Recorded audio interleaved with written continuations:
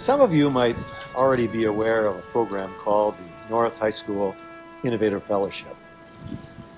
It has and continues to be for me an opportunity to work with students one-on-one for an entire year on subjects that they're truly passionate about. And some of these students have included Jacob Almato on sustainable fashion design, Elizabeth Johnson on gender identity, Katie English on creativity and education, Noel Wills on childhood depression, Maddie Green on happiness, Chloe Bone on domestic violence, and Chrissy McAtee on drug addiction. All have gone on to successful college and professional careers, and all are doing what they love and what they've been called to do. When I was about 8 years old, I learned a valuable lesson in one-on-one relationships from a 9-year-old boy named Mike. And he was the biggest, strongest, tallest, and perhaps the nicest kid in second grade. And he had a way of making everybody feel like they were his best friend, especially me. And it was a cold spring day in 1964, and Mike and I were walking home from school together. And in those days, school let out early enough to provide nearly 2 hours of mischief before everybody was expected home for dinner. We took advantage of that. Our entertainment, though, wasn't video games and social media. It was outdoor stuff like riding bikes and trash picking and playing Army, but not that day. On that day, I had another idea, because less than 6 blocks from where I lived was the Sheboygan Yacht Club.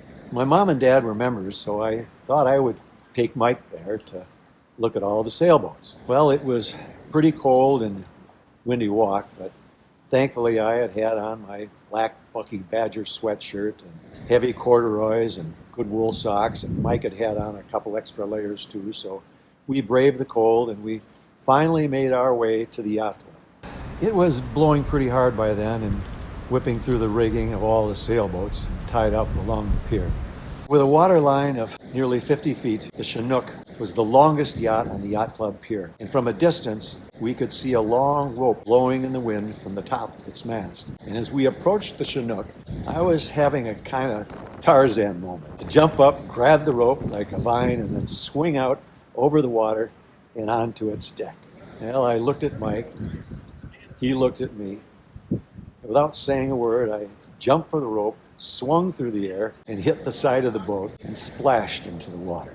When I popped up to the surface, there he was. I saw Mike already laying down on the pier with his hand outstretched to help me. But the relief of his hand in mine was pretty short-lived, because my heavy, wet clothes were pulling both of us down into the water. I remember looking up into Michael's eyes, just begging him to let me go, because I didn't want him to drown too. But he only held on my hand tighter and screamed for help, while I screamed for him to just let me go, but he wouldn't let go. And miraculously, a woman had heard his screams from shore and came running down the pier to help Mike pull me out of the water. And Michael had saved my life. The following summer, Michael moved away. 10 years later, he graduated from high school and joined the military. And the years went by and I had all but forgotten Mike, until one day, a hunting buddy of mine had dropped the name Mike Rittenhouse in conversation. And I wondered if it was the same Mike Rittenhouse I knew as a kid. So I asked for his email address, and I sent a note to mrittenhouse73@gmail.com. I don't know if you remember me. My name's Tryg Jacobson.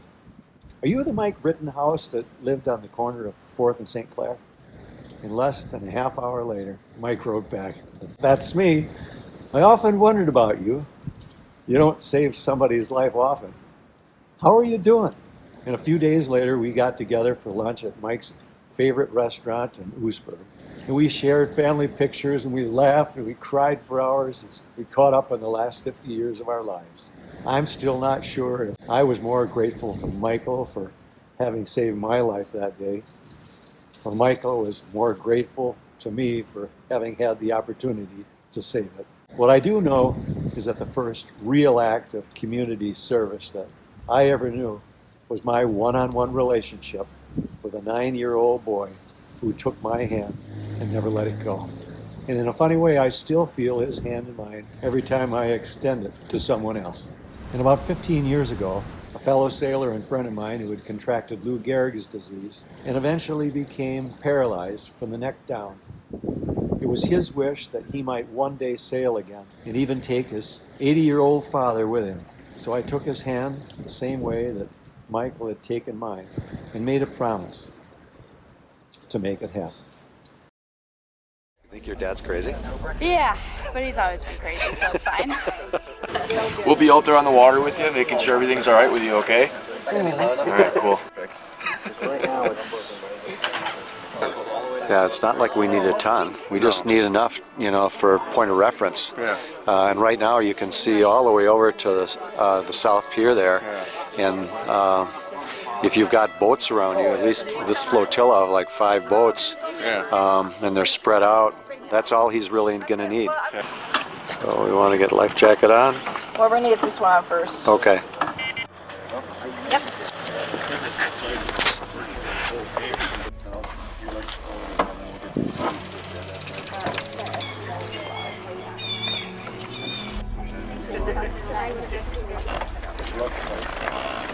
Steve's a very good sailor, so we're pretty sure that, you know, once he's on the boat, he's got full controls and everything is working. He shouldn't have any problem What we're sailing. worried about is like the little details of, you know, his arms have to be in pretty specific spots on his chair to be able to control them. Yes. And he, you know, chokes easily sometimes. Yes. So it's just these little things that we're worried about that Absolutely. could screw Okay. it up. So. Pretty comfortable? Okay, good. Come on. And how's the height? Height's okay? Things are really clear. This might be our window. That was starboard. He wants to circumnavigate death's door by himself, so Yeah, I know it. he's insane. Yeah. Both the sails are going to move at the same time, so if you just trim to the jib, the main just works in unison with it. So give us a little bit of trim there, please, Steve. Thank you. So we're going to be bearing away when we clear this brake ball here, Steve, so you're going to have to give us some ease, but not just yet. You can see the telltales, I assume, so you can just trim away, mate. So if you want to ease the sails a bit for us, Steve. There you go, a bit more. Perfect, a bit more. Thank you. Turn to port a little bit for me on the ram, so I can get the ram on it. Oh, other way, Steve, sorry, my bad. Other button, keep going, keep going, keep going, keep going, keep going, good. It's all you, mate. You're steering. You're steering, so when you're ready, so the left-hand bite switch is to turn the bow to port. There you go. Now it's centre right now, it's centre, so a bit more to port. And we're going to head over towards the lighthouse. There you go, excellent.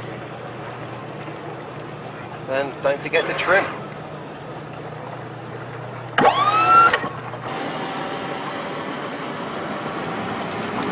And there goes the drone. Where's the drone? Right there in the gray boat behind us. Next summer. I Yeah. have no idea what it is. 128. Well, I think the macro is really. So, Or when we across clear the the brake ball, Steve, do you want to put it on standby mode so you have complete control of the tiller again? Yeah? Yes. Yep.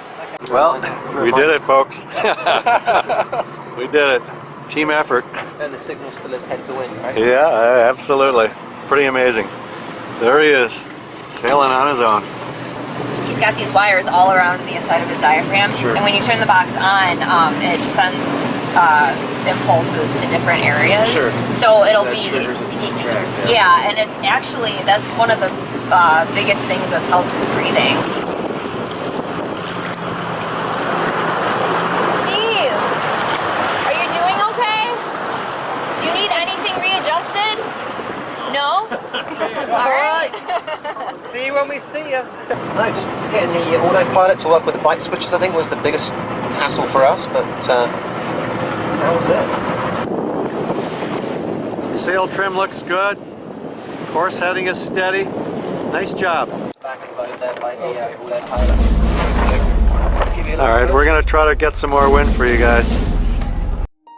On September 4th, using only a bite switch coupled to an autopilot and 2 touchpads for sail trim, Stephen Hieronymus took his 83-year-old father for a sail in a 23-foot sonar off the shores of Sheboygan, Wisconsin. At the time, he had no idea it would be their last sail together, because 12 days later, his father unexpectedly passed away. To Stephen, the quiet afternoon sail was a joyful return to something he loved. To his father, it was one of the most beautiful gifts he could have received from his son. And to other sailors with disabilities, it would further inspire seas to explore, develop, and refine the human interfaces necessary to provide any disabled person access to the wind and water.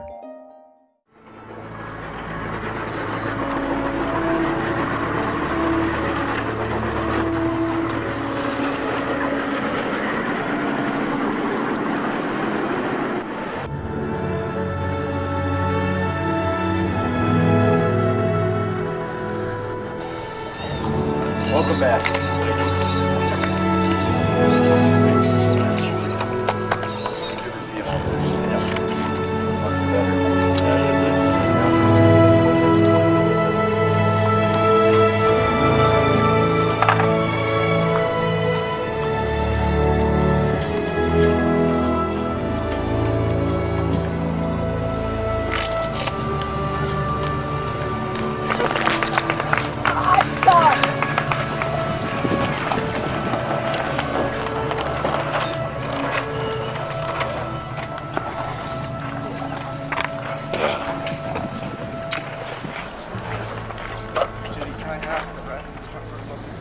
It's highly unlikely you're going to go through life without an opportunity to help another person, whether it's through a food pantry, Big Brothers and Sisters, Boys and Girls Club, Safe Harbor, the Humane Society, or any of a dozen others not far from the yacht club. You don't have to jump in and try to save everything. All you have to do is just lay down on the pier, reach out your hand, and help just one. The life you save might be your own.